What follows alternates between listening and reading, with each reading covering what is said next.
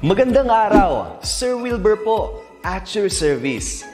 Narito ang ETUlay upang gabayan ka sa inyong pag-aaral upang lubos na maunawaan ang iba't ibang paksa o subject. Ang ETUlay ay isang free online tutorial class na pinangungunahan ng DepEd Educational Technology Unit sa pamumuno ni Undersecretary Elaine Del B. Pascua. Ang programang ito ay hindi lamang para sa mga bata, kundi ito rin ay magsisilbing gabay sa mga magulang at mga guro kung paano nila ituturo o gagabayan sa bawat asignatura ang kanilang mga anak o mga estudyante. Sa kasalukuyan, ang self-learning module mula sa rehiyon ng Calabarzon at kilala sa tawag na pivot ang ginagamit sa ating ETUlay online class. Kaya ano pang hinihintay ninyo? Ihanda na ang inyong mga ballpen o lapis, papel o kwaderno at samahan kaming itulay ang pagkatuto para sa bawat batang Pilipino. Sama-sama tayong magtutulungan para malampasan ang mga hamon sa panahong ito. Halina't matuto kasama ang inyong online tutor sa oras na ito.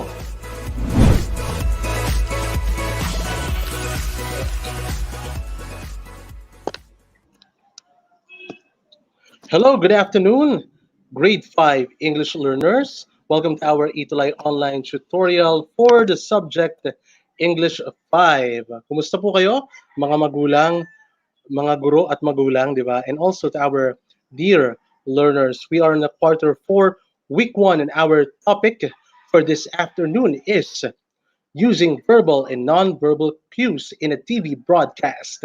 Ayan, may kinalaman sa television ang ating pag-uusapan this afternoon. So I am your tutor jester, the substitute tutor for Tutor Lilibet. Ayan, ako muna ang inyong mga kasama. Si Ms. Lilibet kasi may seminar or webinar at this moment, and we are live and loud from the different Facebook and YouTube account of the Department of Education. Okay, watching from San Antonio Elementary School, Makapagal, it's Cathy David de Vera, it's Clea Espiritu. Yeah, thank you po. And also, good afternoon to Alma, to Clea Odette Espiritu of San Antonio. Oy, thank you po. It's Clea Espiritu. Yeah. Si Rian from, yes, the same as.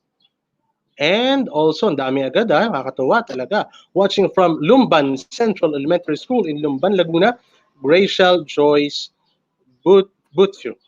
Watching from Lubao, West District, SDO Pampanga, it's Annalisa Lapus. Thank you so much po. Okay, let's recall your previous lesson with the Tutor Lilibet last week or last week 8 of the third quarter. Let's try to answer this one. Okay, so here are the choices. Attracted, like, top floor, older, undecided, small, narrow, up, continued, and show. So let's fill in the blanks with the correct or the proper words from the choices inside the box. Delia and her friend Kylie were at the, ano ba yung opposite ng ground floor? So yung palang yung inyong topic with with Tutor Lilibet is the synonym and the antonym. We all synonym ay magkapareho mga words, and antonym naman yung opposite na words. So the opposite of ground floor is the top floor. Okay, of the shop. Next one, we got Delia wanted to buy a birthday present for her younger brother. So what do you think is the answer for this? It's indeed older. Ang kabaliktaran or opposite ng younger is older. You are correct, Jane Eric Galang. You are also correct, Clea Espiritu. Dan Castro. Hello, Jix. Nicholas Mendoza, watching from Laokpao Elementary School. Lourdes Laokpao Elementary School. It's Jackie Bautista Isip. Thank you po. Ayan. You're also correct, Annalisa, Shira, Jix, James, Annalisa, watching from Baruya Elementary School, 5 Mulabe, Luba, West District. From SDO Pampanga, it's Chrisalyn T. Taxino. Hello, Chrisalyn. Okay, next. The shop was rather blank. Wide. So what do you think is the answer for this? The opposite of wide is narrow. Pag sinabi natin wide, malawak. Kapag narrow naman, Maliit lang yung space, di ba? Okay, next. Number 4. The girls stopped or blank going around the shop. The answer for that is continued. The girls continued going around the shop. All right. Next, Delia was blank, decided as to what to get for her brother. What's the opposite of decided? It's undecided. Who got the correct answer? Hoy, James Cruz, tama ang sagot. Carlo Mariano. Ang arte, no? Carlo Mariano, thank you.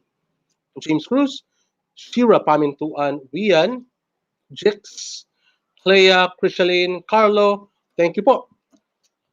Yeah, next one.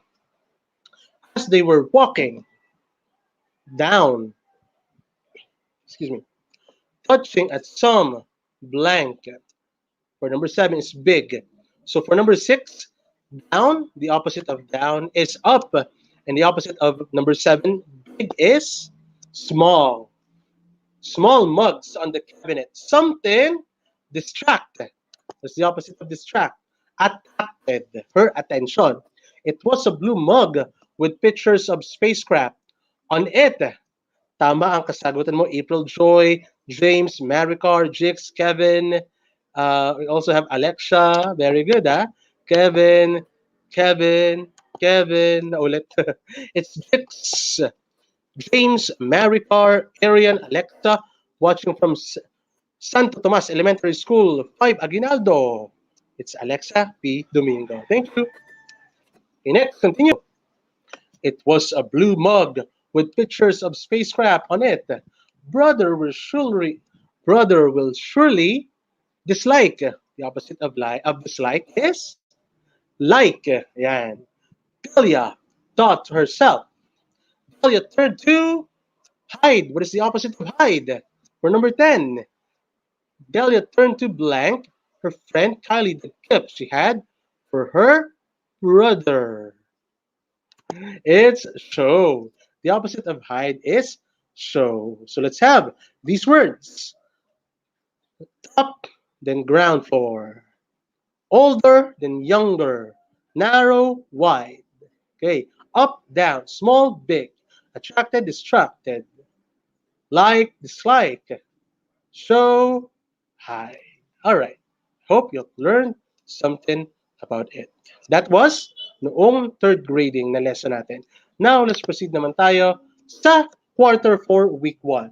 And here is your objectives using verbal and non-verbal cues in a TV broadcast. You are to infer your target audience and infer purposes of the visual media. Now, let's take a look on our picture here. This is an example of a TV live broadcast studio. Who among you here wants to work in a television show? Yung mga live na television show, mga news report, yung mga magsabi na tayo ng mga ng mga tawag dito, ng mga names ng mga news programs like 24 Oras, TV Patrol, yung mga live shows, ano pa ba? Live or kahit hindi live. Itbulaga. Yan. Showtime. Ano pa ba? Happy Time. Yan. Diba? As you can see, dito sa picture natin, meron tayong host or yung ating news presenters or news anchors. Not only the news anchors are in the studio, but also yung naghahawak ng microphone or kung wala namang boom mic at meron namang lapel, isinusuot na lamang dito sa kanilang dito sa may taas na part ng kanilang body, kinakabit doon, kiniklip. And also the cameraman. And behind this, aside from cameraman, and also the anchor, the one who holds the mic, there is the director. Uy, tama ka, you're right, Banana Sunday. Sir Tutor RJ, thank you po. Kanina pa 140, di ba? Grade 5, SPJ Love from Sorsogon East Central School. Banana Sunday, you are right. Ano pa ba? Marami pa. Okay. Watching from Davao de Oro, it's Judith Serrano. Going back, class, aside from these people, meron tayong tinatawag na director. And or, yung lagi naka-headset, floor manager or floor director. They give command sa ating mga presenters para gawin nila yung dapat nilang gawin in front of the camera. Okay? All right. All right. Now, here is the control room. As you can see in our control room, there are lots of monitors or televisions. Yan. Kita natin, ano, naka-live broadcast on or nandun yung preview. Dito sa, kita nyo naman ang araw ko, di ba? Naka-preview dito. Tapos ito mga, siguro, kung hindi ko nagkakamali, class ha, at for sure, tama talaga sa computer gesture. Ito yung camera 1, camera 2, camera 3, camera 4. Then, ito naman yung natawag natin mga buttons. Parang, kumbaga, pwede nang pindutin ng director, o we are live. Pipindutin lang niya dyan yung live button or yung extra button or whatsoever. Hindi lang kita dyan, hindi lang hagip yung microphone. Later, ito. Ayan. Mamaya, meron tayong picture na mayroong microphone. At nandun din yung director. Another example of control room. As you can see, there are lots of monitors. Dito nakaupo. Talaga, nakapwesto ang director sa harapan. Ayan. And of course, there is a clock para ma-monitor yung time. Yung overlap na ba or what? Okay? Alright. Whenever you watch TV for news broadcast, what do you observe about the presenters or broadcasters? Ano ba yung usually napapansin ninyo sa kanila? Minsan, hindi nakaharap sa camera, di ba? Sala. Minsan, di ba? Do they make you understand the news clearly and effectively? Watching from Baruya Elementary School, it's from Lubao, SDO Pampanga, it's Crishaline, Lacsina. Okay. So, di ba, we notice those kind of things. Minsan, di ba, may mga irregularities. Ano? That's why meron tayong tinatawag, again, na floor directors or floor managers, and they're simply the directors for them to view this news presenters or TV host. Kung okay na ba o start na ba yung ating program, naka-live na ba tayo. Okay? Thank you so much, Tutor Jet. Television is one of the most powerful tools in communicating information, especially in news broadcasting. That is really true. And aside from television nowadays, meron tayong social media. Somehow, class, di ba, yung mga TV shows can be seen or watched also in our different social media accounts like TikTok, Facebook, and YouTube. Pero yun pa rin talaga, television is really the most powerful tools. Especially in mga early 2000s and below or pababa. Pero ngayon, natatalo na siya ng mga social media accounts natin ng ating mga cellular phones. Nasa mo yung tablet ko. Ayan. Kasi in our cellular phones, nandito na actually lahat. The clock, can serve as a TV pa din, mga social media, nandito na din. And also, you are right, a radio. Tama ka din dyan, James Cruz. Entertaining as well. Now, TV news broadcast is considered the most frequent and trusted source of information. Tulad ng TV Patrol, nakatutok 24 oras. 24 oras. Ano pa ba? PTV News. There are lots, napakadami talaga. TV news broadcast is indeed considered the most frequent and the trusted source of information. Kaya naman, class, aside from mga legitimate social media pages natin sa Facebook and Twitter, yung mga legit na yan, kapag nanood ka ng TV news, talagang legitimate yan. Walang fake news na tinatawag. Okay? Alright. Communication is simply the act of transferring information from one place to another. Communications can be spoken or verbal communication. Pwedeng face-to-face, ayan. Telephone, hello, ayan. Radio, television, and other media or non-verbal communication. Aside from which, ang form din ng communication ay through body language, kung ano yung ginagalaw ng ating katawan. Somehow, it will be observed and noticed and understood by people whom we want to interact o yung mga katapat natin, o yung katabi natin. Kahit hindi, even though we are not speaking, because we are just having a body language or gestures or whatsoever, yan, like this, our audience or yung people beside us can understand what we mean and even how we dress or act our scent. Okay? So, importante talaga yung mga body gestures natin. Communication also is simply the act of transferring information from one place to another. Nabanggit ko na kanina. Can be spoken or verbal communication, face-to-face, telephone, radio, television, and ito, importante, ang ating non-verbal communication or body language gestures. You're correct. Sa balita po kasi hindi nila inahaluan ng opinion. Krishalin, thank you so much. Okay, I will try to read all of your answers, your queries later on. Now, let's have it one by one. Let's go to the main topic. The verbal cues used in a television broadcast. Meron tayo mga tinatawag na verbal and non-verbal cues. Unahin natin ang verbal cues. This is used, or should I say, this is acted out, or I mean, stated or said by the director in the control room kapag naka-live or nagre-record sila. And as you notice, sa control room, ito yung director, yung girl, yung lady. Tapos meron siyang kaharap na screen, yung monitor. Nag-o-observe siya, maraming monitor. And at the same time, for him or her to talk or I mean, to communicate with the center or the news anchors, particularly, meron pa siyang kinakausap na naka-headset na nasa studio. And that is what we call the floor director or floor manager. And by that, nagsasalita itong si director ng kanyang nais sabihin para maging maayos ang kanilang program. Example of which are standby. Standby. Oh, sasabihin niya standby sa floor director. Kasi yung floor director naman, sasabihin niya to sa audience or sa maaaring dun sa presenter or sa host or sa news anchors. Speed up. Ayan. Okay. Stretch or slow down. Patagalin daw. Kasi marami pang time. Adlib. Keep talking on time. Cue. When you say cue, go. Start. Come closer.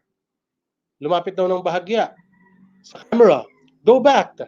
30 seconds. And we will try to 30 seconds or 15 seconds, we will start our program. We will start our recording of our TV show. Can be. And also, 4-minute countdown. 4-minute countdown, we are on live. I remember, nung nasa showtime ako, nung nanonood kami as a studio audience, sabi nila, 4-minute, and we will be on air. Sabi ng floor director. Ayan. You are in camera. Cut. Okay. Now let's have the gestures or the non-verbal cues used in television broadcast. What do you think? It's the first picture natin. Ano sa tingin nyo yung nasa first picture natin? Watching from, sorry batiin muna natin. Yan. Correct, Krishaline. They speak clearly po. Thank you po. Ayan. From Baruya Elementary School, 5 Mulabe in Pampanga, si Taxina. Thank you. Okay. Alright. Naka-headphone yung ating floor director. Yan. At may sinasabi, actually hindi sinasabi may action or gesture siyang sinasabi. Let's have it one by one. In this first picture, parang nakapanumpa. This is standby. Yan. Standby. Next picture, standby daw, wag na maingay. Audience, standby. Okay. O kunyari mga news anchors, wag na magdaldalan. Just standby. Focus on your script. Like that. Correct, Krishalin. Hand sign, yeah. Speed up. O, bilisan daw. Medyo mabagal daw magsalita. Or speed up. Bilisan. Paubos na yung oras. We need to finish the topic. Like that. Correct. Stand by on cue. Or speed up. Next. Okay. That's good. Okay.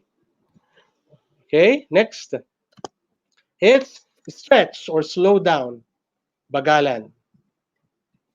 Okay, correct. So we got first is standby, next is speed up, third is okay, and fourth, stretch or slow down. Before we continue to the next slide, I just want to say good afternoon to Carlo Mariano, Lenzo Rivera, and um, grade Jupiter, watching from Kalulut Integrated School. It's Lebron, Kyrie. You may also, grade 12 learners, you may also comment down or type in your school para naman ma-acknowledge ni Tutor Jester, ha? Wala muna po si Tutor Lilibet. Ako muna, baka nagulat kayo. Tutor Lilibet has a virtual meetup at the moment. Kaya si Tutor Jester muna nakakasama ninyo. Lisa Lapus, thank you. Kevin Neal, thank you po. To Mark Wayne, Jane Erica, Carlo Mariano. And who knows, someday you will become a television personality or even a production team then. Someday, ano, maging floor director or even a director ng isang TV show or writer na din, di ba? Okay, next slide. So what do you think? In this one, may arrow. Okay. It is talking. Diretso lang. Diretso lang daw. Okay, next. It's like this. On time. You're good. You finished on time. This one. It's cut. And we're done. We're finished. Yung mga panagsushoot dyan, di ba? Watching from Pai Makapagal in San Antonio Elementary School, Stephen Pasion. Rasley Herrera, good afternoon. Our TV Patrol Lucena from Tutor Jet. Ayan. Watching from Baliwag North Central School, Gladiola Lilen Flores Dinos. And for our fourth picture, come closer. You are not seen on the camera. Medyo malayo. Lapit ka daw. Di ba? Okay. Next. We got go back. Atras. Ito naman, stop. Don't move. Sabi ng floor director, enough in doing unnecessary movement kasi masama sa camera. Watching from Rizal Elementary School, James Cruz. Watching from Senator Claro M. Recto Memorial Integrated School in Lipa City, it's Dan Castro. Good afternoon also to Tutor RJ. Basta kilala kong TV personality, I see Sir RJ Calaguas. All right, thank you po. All right, so this one, it's 30 seconds. You need to speed up. You need to make it fast. Next, 15 seconds naman. Kapag 30 seconds, ganito lang. In 15 seconds, parang medyo galit na yata. Ano? Matatapos na tayo. Okay.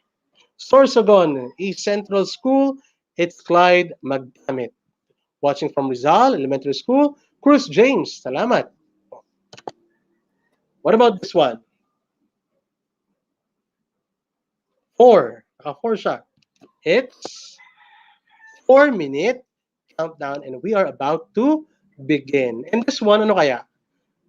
This floor director is pointing, is airing to the camera. So what do you think? Watching from Siniguelasan Elementary School in Bacoor City, it's Jane Erica Galang. It's indeed a 4-minute countdown. Tama ba? No. It's you are in a camera. Tama ka doon kanina, 4-minute countdown. Jane Erica, you're also right. Macbayan Leonor. Thank you, very active and participative.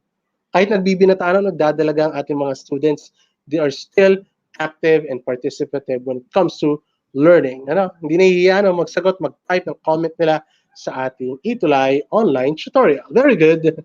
Yes, you are in camera. Wag daw, kung nagkakamali class, if you are like that, if you are been appointed by the floor director, like you are in a camera, meaning you as a presenter or TV host should not do unnecessary movement. Wag na daw umibo, wag na daw gumawa ng mga hindi naman kailangan ng mga movement because you are in a camera and we are about to begin our TV show. Correct. Rachel, Amiel, Krishalin, Shira, Natasha, Rabia. Oy, hello Rabia. Rabia Mateo, good afternoon. Kevin, Macbayan, Jane, Natasha, Clyde, good afternoon. Correct, Rachel. All right. Now let's have this activity. Directions. Use the appropriate verbal or non-verbal cues in the following television broadcast situation. Choose your answer from the given choices cues used in a television broadcast. Okay. Thank you so much, both. All right, number one. Wait, we have the choices. 30 seconds. Stand by. You are in camera. What do you think is the answer for number one? The director signals the anchor to look at the camera. It's indeed what? You are correct. Indeed, it's you are in camera. You are correct. Jola Lilen, Shira Pintuan, Crucialin, Dan Castro. Correct. Number two. Number two. The director wants everybody in the set to in 1 minute. It's standby. For number two, standby. Yeah. Mark Edward, Sir Neil, thank you so much. Please watch Sir Neil in his RBI program in Dallas Elementary School Facebook page. And number three, the director signals to stand by in 30 seconds. It is indeed 30 seconds. You are right, Clea, Carlo Mariano, Crishaline, Natasha, Dan Castro, Arian, correct, Gladiola, correct, Ma'am Apple, kay Tutor Apple, kay Direct Apple, good afternoon, kay Tutor Jeff, kay Direct Jeff, kay Tutor Jane, good afternoon po sa inyo. Thank you so much po. Kevin Neal, you are also correct. Krishaline, you are also correct. Number four. These are wait, sorry. I wasn't able to give you the choices. Number four. There is remaining time. In the set, the director wants the anchor to talk more and spend the time left. So what do you think is the answer for number four? Come on. Online people, please answer now. It's the stretch or the slow down. It means there is remaining time in the set. Kaya naman, you need to stretch or dagdagan pa. Ad-lib. The director wants the actor to talk more and spend the time left. You are correct. James Cruz, Clea, Mac Brian, Natasha, Annalisa, sino pa? Si James Cruz, yes, Dan, Rian. Thank you so much for being with me all throughout. Gracia, correct also? Yes, Rizalia, Mapi. Rachel, no, thank you. April Joy, Shira, Pamintuan. This means over, over, tapos na. Cut the show, and it is finished. So it's indeed cut. You are correct, April Joy. You are correct, Carlo, Amiel, Jane, Shira, James Cruz, Lenzo, very good. Clea, very good. Mac Brian, Tutor Jet, very active and participative. Not only the students, not only the teachers, but also the parents. Nakakataba talaga ng puso. Correct, Gladiola. Athena, there you go. Now, let's have identify the nonverbal cues used in a television broadcast. Balikan natin yung kanina nating activity. Let's have a review. Okay? Okay, so what do you think is the answer? I will give you a minute to comment down your answers. Come on. Okay. Oy, watching from Butong Elementary School. Kian Sara, maraming salamat. Watching from Cavite Elementary School.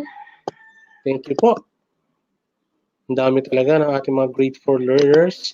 Very active and really participative in our ETUlay online session. Thank you.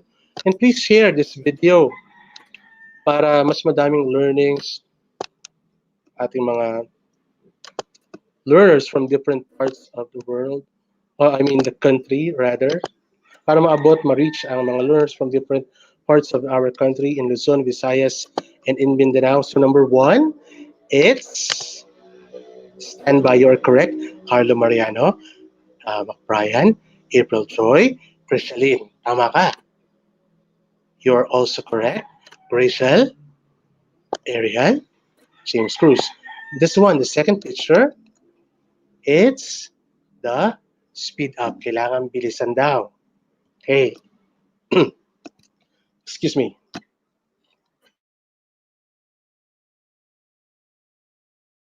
Okay. So, for the third picture, we got it's okay. Correct. Clea Espiritu, you are right.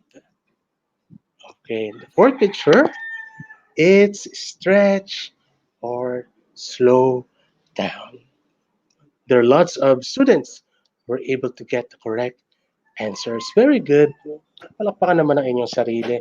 For sure, your teachers are really happy at this moment because they are seeing you commenting, answering in our session. Despite the pandemic, we are finding ways for education. Thank you po.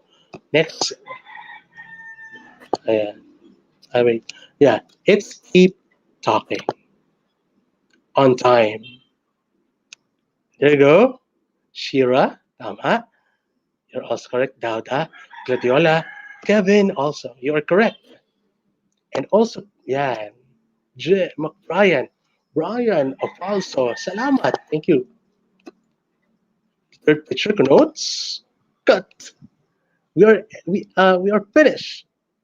Ayan. Thank you po. Very active and participative. Next is come closer. Lapit daw. You're correct, Shira, Lenzo, James, McBrien. Anong school ba kayo? You may type in your schools para matuwang inyong mga teachers and your principal as well. Come closer. We got keep talking, on time, cut, come closer. Next slide. Ano ba yan? Power Ranger ba yan? Okay. So what do you think? This one connotes what? Watching from Rizal Elementary School, it's James Cruz from Baruya Elementary School, Mulabe, Luba, West District, Pampanga. Very good. Magaling mag-bilis mag-type, ha? Correct. So, in our first picture, we got go back. Next up, stop. Do not move or don't move. Watching from San Antonio Elementary School, San Bato, sa Batangas, Bato, Clea, Espirito. Krishaline, Neil, Andres, Erica, Jane, thank you. Who else? Sino pa ba? Si Rian. Yeah, correct. Very nice. What about this one? Is it 30 seconds or 15 seconds? What do you think? You're correct, Rian. Still remember that. Maria, may assignment po ba? I will give you an assignment later. Don't worry. You're correct, Jane Erica, Gladiola Lilel. You're also correct, Steven. Gladiola. Thank you. Maria Noricel. Salamat. Mhm. You're right also, McBrien, James Cruz. What about the last picture? Kung meron tayong 30 seconds, we got the 15 seconds. We only have 15 seconds, or it can be 15 seconds before our live broadcast. Okay. James Cruz, tama. Si Arian May, you are also correct. All right. Rian, correct also. And for the last two pictures, what do you think? I will give you enough time or a minute to answer that. Comment down your answers for that. Come on. It is. There you go. It is indeed. Mm-hmm. Priscillin, are you sure with your answer? It's 4 minute countdown. Lenzo, very good. You're also correct. Carlo, Shira. Yeah. And the second to the last picture, The last non-verbal cue is you are in camera. Do not or avoid unnecessary movement. Okay. You got it right. Ay, salamat ha. Talagang very active and participative ng ating mga online learners. And for your assignment, kasi someone asked if there is an assignment, I'll be giving you. For your assignment, on-the-spot assignment, di ba? You may write an essay about this. You may write an essay about this one. About being a, what do you want to be in the near future? Do you want to become a director, a news presenter, a TV host, news anchor, or news reporter? What? Pwedeng, not exactly an essay, but a simple paragraph will do.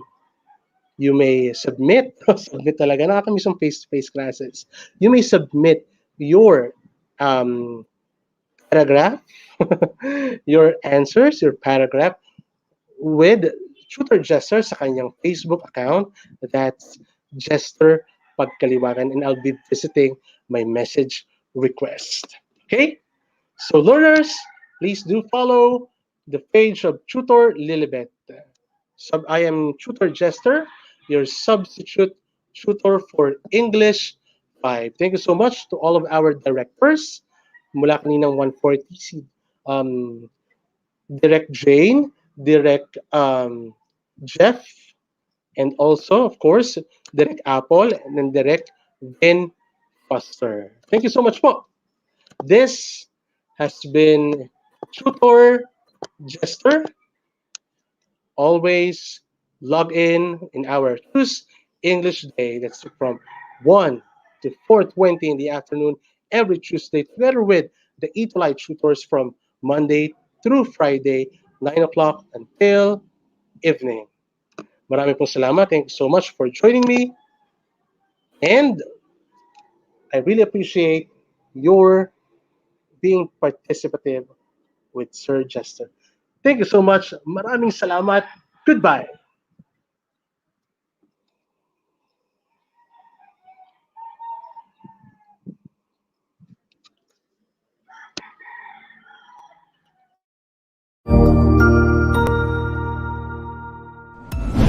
Sigurado ako na marami ka na namang natutuhan sa ating ETUlay tutorial session ngayong araw. Tandaan, ito ay hindi lamang para sa ating mga mag-aaral, kundi pati rin sa ating mga minamahal na guro at mga magulang na kaagapay natin para maituloy ang pagkatuto sa kabila ng nararanasang pandemya. Patuloy ding sumubaybay sa DepEd TV para sa mga araling ginawang video episodes. Mapapanood ito mula Lunes hanggang Sabado, alas 7 ng umaga hanggang alas 7 ng gabi sa inyong mga telebisyon. Abangan bukas mula 1:00 ng tanghali ang iba pang aralin sa ating ETUlay free online tutorial session sa Filipino. I-like and subscribe at manatiling nakasubaybay sa ating ETUlay tutorial session sa DepEd Edtech Unit FB page at Educational Technology Unit channel sa YouTube at sa DepEd Tayo at DepEd Philippines social media accounts. Paalam!